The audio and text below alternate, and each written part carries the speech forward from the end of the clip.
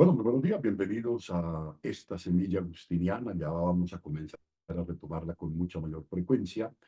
Hoy nos vamos a meter con San Agustín en un terreno muy sensible, pero muy concreto de la administración de justicia en los estados. Y vemos como un personaje como San Agustín, siendo un pastor, siendo un obispo, eh, acontece como un hombre profundamente sensible con las urgencias histórico-sociales, políticas, económicas, culturales de su tiempo y nos va dejando precisamente esa inquietud, esa dimensión política y social de la fe. Vamos a adentrarnos un poco en un texto que ha sido muy comentado desde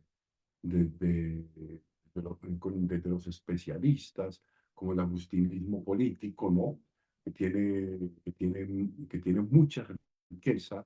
Pero hay un texto en particular que marca, cuando lo leemos, como que nos conecta con unas realidades que permanentemente están presentes y son verdaderamente una gran enfermedad que destruye, que deteriora y que mina los principios de la institucionalidad, los principios del bien común y ver cómo es en el escenario propiamente de lo que diría Maquiavelo, de ese príncipe que se hace a partir de la complejidad antropológica del hombre en la que, por ejemplo, la codicia, Agustín va a hablar mucho de la codicia, de la avaricia, de la enfermedad desmedida del poder y del tener, como estas fuentes del deterioro, de la bancarrota, del Estado de Derecho, del bien común, pues acontecen. Y no solamente tendríamos que mirarla desde el lejano siglo IV en que acontece Agustín de Hipona, sino donde nos damos cuenta de que el hombre y la mujer de todos los tiempos tenemos tenemos la tentación y estamos susceptibles a estas pandemias de los virus que corroen la administración pública y que no solamente en ese macroespacio del Estado, sino también en las pequeñas comunidades, aún dentro de los hogares y quizás la pareja, de ver un poco cómo cuando esto va tomando fuerza y toma como raíz precisamente el Estado y quienes son responsables de la administración de justicia y del bien común, cuando hay corazones corrompidos, hay un robo institucionalizado, que eso es histórico, pienso que no es solamente, y no estoy hablando de Colombia, no estoy hablando de en particular nuestro, estoy hablando de que cuando acontece esa enfermedad del corazón, de la mente, de todas estas cosas que hemos dicho, avaricia, soberbia, codicia, enfermedad desmedida de poder y de tener, pasan muchos, pero muchos desastres en el acontecer de la vida, de la vida pública, ¿no? Yo creo que vamos a acercarnos a este texto de San Agustín, el texto de Civitas Dei, de la ciudad de Dios, famoso texto, para quienes tengan todos los elementos exegéticos de crítica histórica, literaria, en fin, de grandes comentaristas. La intención mía es mucho más modesta, es mucho más acercarme a ese espíritu que nos deja seguramente una enseñanza y un gran interrogante para evaluar nuestro acontecer, no solamente el de los otros, sino el de cada uno de nosotros. Entonces el texto dice así, vamos a leerlo y luego vamos a hacer ese breve comentario de San Agustín. Dice Agustín, la falta de justicia, es decir, allí donde no hay justicia o allí donde la justicia es acomodada, o donde, como decimos nosotros, la justicia es para el que tiene poncho, la justicia es para el que tiene poncho. ¿Y qué son los gobiernos? Dice Agustín, ¿qué son los gobiernos si no banda de ladrones? ¿Qué otra cosa son, en efecto, las bandas de ladrones, sino pequeños reinos, las bandas de ladrones, no pequeños reinos, los señores que se disputan el poder. Entonces, una banda, entonces Agustín va a especificar lo que es una banda. Dice, una banda está compuesta por hombres, mujeres, hombres y mujeres, vamos a añadir mujeres, hombres y mujeres, unidos por un pacto que obedecen a un jefe y se rigen por un acuerdo a la hora de repartirse el botín. Esta es una banda. La banda tiene un juez, tiene un jefe, tiene unos adeptos, se rigen por acuerdos a la hora de repartir lo que es propio en lo que roban, ¿no? Continúa Agustín. Si una banda, que dice una banda, es un pequeño grupo, si una banda dice, a fuerza de reclutar nuevos miembros, consigue poderío suficiente para ocupar territorios, capturar ciudades y someter poblaciones enteras, hablando un poco de la expansión colonialista romana, puede atribuirse con pleno derecho el título de reino, habiendo expropiado tierras, ciudades, haber sometido poblaciones enteras, se puede con pleno derecho arrojar el título de reino. Título que según la opinión popular, dice que la opinión popular no se le concede por la renuncia al pillaje. O sea, no es que deje de robar y de repartir el botín, sino por la conquista de la impunidad, o sea, porque ha tomado el poder en sus manos, porque ha construido las bases desde donde podrá satisfacer su codicia y su avaricia y su sed de poder, sino por la conquista de la impunidad. Interesante esto. Continúa Agustín. Dice, la respuesta, y toma un ejemplo interesante, dice, la respuesta de aquel pirata capturado por Alejandro Magno. Pirata fue capturado por Alejandro Magno. Esta escena, dice Agustín, es aleccionadora al respecto, o sea, eso que estamos hablando. Dice, cuando el emperador le preguntó a este pirata, en virtud de qué derecho estaba infectando los mares, él replicó sin ambages, o sea, sin dudarlo. Dice, con el mismo derecho con que tú estás haciendo la guerra al mundo entero. Hay una sola diferencia, le dijo este pirata. Yo lucho en un pequeño barco y me llaman pirata. Y miren cómo termina. Tú luchas con una gran flota y te llaman conquistador. Cómo cambian los nombres, o sea, el robo institucionalizado, el robo ya adornado, el robo ya desde una retórica envolvente, donde lo hace ver diferente, pero dice la respuesta de este pirata, en el fondo yo robo en un barco, pero tú tienes toda la flota, ¿no? Interesante, ¿no? Podemos decir que es un gran texto de invaluable profundidad histórica y política que deja ver un Agustín crítico a la construcción del Estado, valga la redundancia, construido por los romanos.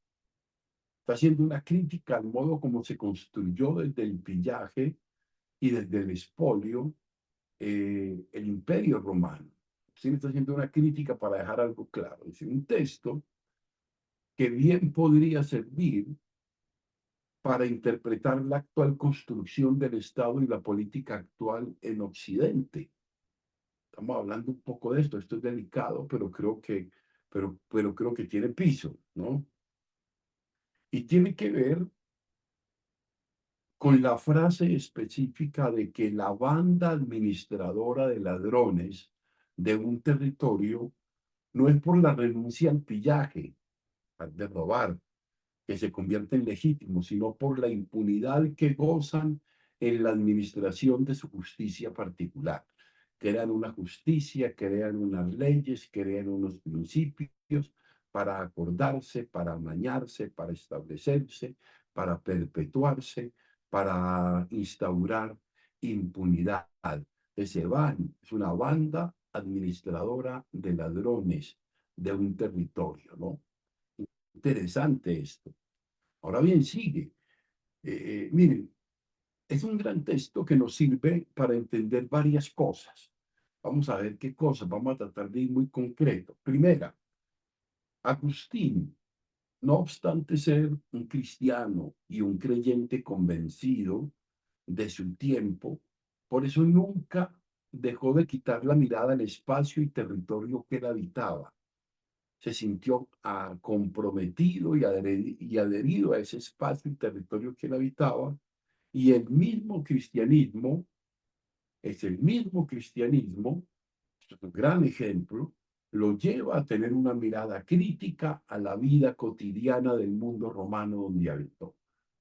Mismo cristianismo le sirve para tener una mirada purificada, para tener una mirada crítica de lo que está aconteciendo en medio de su pueblo.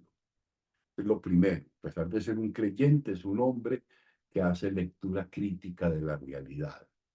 Segundo, Agustín es un hombre que construye sobre el Evangelio una idea de justicia, de felicidad, de administración de lo colectivo, que encuentra totalmente opuesta al modelo desde el cual los romanos han venido gobernando las tierras por medio de la fuerza, de la paz romana y una administración de los bienes totalmente corrupta. Agustín está haciendo una crítica de las raíces de la corrupción del Imperio Romano, que son en definitiva aquellas que lo están llevando a la bancarrota. Cualquier parecido con la realidad es mera coincidencia, cada uno piénselo y aplíquelo a donde se encuentra. Es hijo de su tiempo, que no por mirar al cielo, o sea, por ser un hombre religioso, nunca dejó de tener los pies sobre la tierra y mirar a la tierra y mirar sus necesidades e intentar responder a ella de una manera adecuada.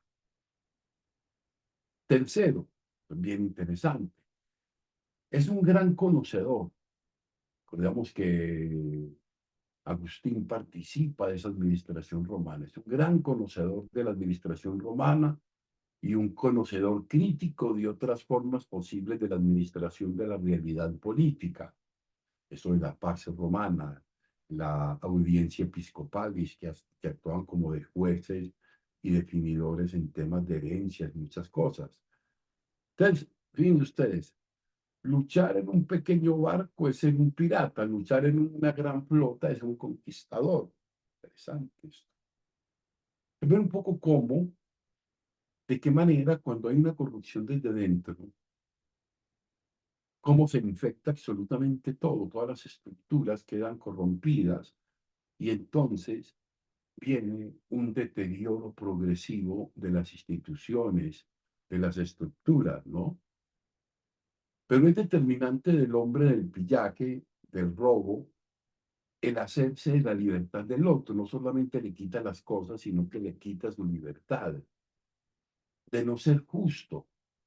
Es necesariamente un tema de injusticia y que es la impunidad lo que lo convierte en un orden establecido.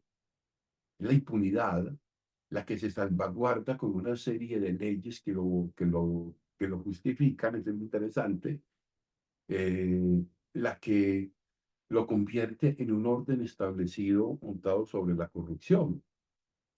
Esto es bien interesante, o sea, la intuición, esa intuición de Agustín es muy interesante, ¿no? Es un texto, démonos cuenta que es un texto no de lectura pastoral, no tiene ninguna aseveración bíblica tampoco. O sea, detrás de esto, ¿quién está? Está el hombre Agustín de la ciudad de Dios, intentando reconstruir el reino del hombre y buscar instaurar las bases de lo que será la ciudad de Dios, lo que él quiere proponer. Ese Agustín es el que está allí pensando su ciudad, pensando sus estructuras, sus instituciones y viendo un poco cuál es la raíz de la bancarrota y cuál es también una posible respuesta desde la espiritualidad y desde la puesta en escena de los valores del evangelio, ¿no? Es un texto perfecto para cualquier gobierno, sea para el actual, sea para dentro de 4 años o dentro de 20 años, si seguimos tal cual en esta estructura configurada de impunidad y corrupción. Para la administración política tal y como se desarrolla en Occidente. Miramos un poco aún desde donde nos encontremos. Para poner un ejemplo, por ejemplo, en el tema de los trabajadores se les aumenta un porcentaje real muy bajito. Eh, digamos, a los trabajadores un 2,8% y a los senadores un 5%. En la actualidad, por ejemplo, un senador gana 43 millones y tanto y gana 17 salarios y solo trabaja 10 meses. Y aprobaron, y se aprobó un salario mínimo, ni por el 1.000.000 de pesos, está cerquita a eso. Eso podría ser un pillaje legitimado. ¿Sabe un poco cómo se acomodan, cómo se expolia, cómo se expropia, cómo se va diezmando y qué distancias tan abismales entre unos y otros al momento de la configuración de la justicia? Por eso dice Agustín en ese texto inicial dice, a falta de justicia, ¿qué son los gobiernos sino bandas de ladrones? Esta afirmación queda y deja muchas interrogantes, ¿no? Porque nos hace pensar a todos y yo creo que es necesario que pidamos a Dios esa sabiduría para saber estar insertos en la realidad histórica que vivimos, en las situaciones que nos comprometen y en saber que tenemos una propuesta desde la ciudad de Dios que se deriva del Evangelio y de sus valores para construirla, para hacerla cada vez mejor esta ciudad de los hombres y prepararla a esa ciudad de Dios que todavía no llega y que será quizás solamente el final, pero aquí podemos ir contagiándola del Evangelio, disminuyendo la impiedad y la corrupción. Gloria al Padre, gloria al Hijo y gloria al Espíritu Santo. Amén.